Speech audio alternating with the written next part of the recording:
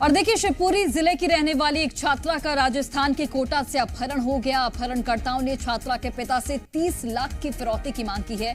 फिरौती के मैसेज के साथ अपहरणकर्ताओं ने छात्रा के हाथ पैर बंधे हुए कुछ फोटोज भी शेयर किए हैं। बता दें आपको कि छात्रा कोटा में रहकर नीट की तैयारी कर रही थी। छात्रा के पिता का कहना है कि पहले इंदौर से धमकी मिल रही थी, इसलिए कोटा भेजा था। वहीं पीड़ित पिता की शिकायत के बाद हरकत में आई शिवपुरी और कोटा पुलिस ने मामले की जांच पड़ताल शुरू कर दी है। तो छात्रा का अपहरण किया गया, 30 लाख की यहां पर फिरौती की मांग की गई है। हालांकि सरकार की ओर से त्वरित संज्ञान लिया गया। ज्योतिरादित्य सिंधिया ने खुद जो बच्ची है उसकी पिता से बातचीत की। इसके साथ ही निर्देशित किया गया है पुलिस को कि जल्द से जल्द लड़की को मुक्त कराया जाए अपहरणकर्ताओं के चंगुल से। मेरी जिम्मेदारी है। तो ये दो तस्वीरें आपकी टीवी स्क्रीन पर। नीट की तैयारी ये छात्रा कर रही थी, 30 लाख की फिरौती की मांग की गई। ये देखिए तस्वीरें आप तक हम पहुंचा रहे हैं। ये सीसीटीवी फुटेज सामने आया है जहां पर छात्रा टहलती हुई नजर आ रही है। बदमाश ने छात्रा के हाथ पैर बंधे हुए फोटोज भी शेयर किए हैं। परिजनों को फोटोज भी भेजी गई है। 30 लाख की फिरौती की मांग यहां पर की गई है परिजनों से। हालांकि सरकार ने संज्ञान लिया है और पुलिस त्वरित कार्रवाई करने में जुट गई है। मामले की छानबीन की जा रही है।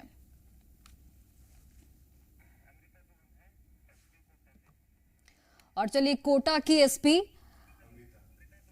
अमृता दोहन हमारे साथ जुड़ गई हैं। मैम, सबसे पहले तो बहुत बहुत स्वागत है आपका जीएमपीसीजी पर। पहला सवाल यही होगा कि अभी तक कार्रवाई कहां तक पहुंची है आप लोगों की? बिल्कुल, जैसे ही परसों हमें सूचना मिली थी शाम को, उसके बाद से ही हम लगातार निरंतर इसमें काम कर रहे हैं। विभिन्न टीम्स हमारी अलग अलग जगह पर गई हुई है। जयपुर में काम कर रही है, इंदौर में कर रहे हैं। एमपी पुलिस की हमें बहुत अधिक हमें सहायता मिल रही है। हम उनके साथ मिलकर सभी जगह पर हम उनको ढूंढने का प्रयास कर रहे हैं। अमृता जी, फुटेज भी सामने आया है जिसमें जो लड़की है वो दिख रही है। इस फुटेज के आधार पर कितनी मदद ली जा रही है और क्या जो अपहरण करता है उनके लोकेशन को लेकर अभी तक कोई जानकारी है आप लोगों के पास? जी देखिएगा, ये जो फुटेज है ये मेरे पास, मैं पुख्ता इस पर कोई स्टेटमेंट नहीं दे सकती क्योंकि मुझे इसकी मेरे पास नहीं फुटेज, मैं इसको वेरीफाई नहीं कर सकती, पहली बात। दूसरी बात ये है कि जो अब तक बात सामने आई है उसमें यह है कि बच्ची जो है उसके साथ कोई किसी तरह की अप्रिय घटना हुई हो या कुछ ऐसा है वो सामने नहीं आ रहा है, या किसी तरह की उसके साथ किडनैपिंग होकर फिरौती मांगी जा रही हो किसी अपराधी के द्वारा, किसी के द्वारा, वो अभी तक के अनुसंधान में सामने नहीं आया। 30 लाख के फिरौती की मांग की गई है, ये पिता की ओर से जानकारी दी गई। हालांकि सरकार ने भी संज्ञान में लिया है मामला। तो अब चूंकि फोन कॉल आया होगा, इसके अलावा फोटोज भी भेजे गए हैं जिसमें बच्ची के हाथ पैर बंधे हुए हैं।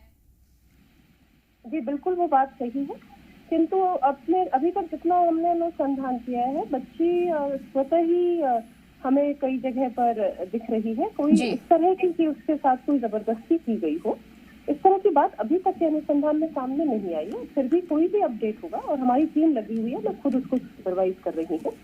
और उसके बावजूद भी अगर कोई हमें अपडेट मिलती है किसी तरह से, ठीक है मैम, बहुत बहुत धन्यवाद आपका हमसे बातचीत करने के लिए। अब देखना होगा क्या कुछ कार्रवाई पुलिस की ओर से की जाती है। चलिए, हमारे सहयोगी जयपुर से लाइव जुड़े हुए हैं विजय पंत। विजय, सबसे पहले जानकारी लेना चाहूंगी कि क्या कुछ कार्रवाई की गई है अभी तक? कार्रवाई किस तरीके से आगे बढ़ती हुई दिख रही है? जी बिल्कुल, देखिए जिस तरह से छात्रा के अपहरण का मामला सामने आया, उसकी कुछ फोटोग्राफ्स भी उसके परिजनों को भेजी गई, 30 लाख की फिरौती मांगी गई। उसके बाद एमपी और जो राजस्थान पुलिस है वो मिलकर काम कर रही है। और जिस तरह से अब एक सीसीटीवी फुटेज सामने आया है जिसमें जो फुटेज में जो युवती नज़र आ रही है उसका हुलिया उस छात्रा से मिलता जुलता बताया जा रहा है जिसका कि अपहरण हुआ है। और फुटेज में जो युवती नज़र आ रही है बताया जा रहा है कि वो इंदौर से बस में 2 युवकों के साथ सवार होकर जयपुर पहुंची थी। दुर्गापुरा बस स्टैंड के पास वो उतरी है, उसके बाद फिर वो आगे मूव हुई है। तो अब ऐसे में ये पहले पुलिस ये वेरीफाई कर रही है कि जो सीसीटीवी फुटेज के अंदर जो युवती 2 युवकों के साथ जाती हुई दिखाई दे रही, क्या ये वही युवती है जिसका अपहरण किया गया है। इसके साथ ही मैं बताना चाहूँगा जो कोटा पुलिस है वो भी जयपुर पहुंची है। जयपुर पुलिस से सहयोग लिया जा रहा है। जो सीसीटीवी फुटेज सामने आया है उसकी पड़ताल की जा रही है। न केवल दुर्गापुरा बस स्टैंड बल्कि रेलवे स्टेशन और आसपास के जो क्षेत्र हैं वहाँ पे जितने भी सीसीटीवी कैमरे लगे हुए हैं और जो पुलिस के अभय कमांड सेंटर से कनेक्टेड हैं उनकी फुटेज को भी यहाँ पे खंगाला जा रहा है। और इसमें एमपी पुलिस और राजस्थान पुलिस मिलकर काम कर रही है। कोशिश सबसे पहले पुलिस की यही है कि जो छात्रा है उसको सकुशल दस्तयाब किया जाए।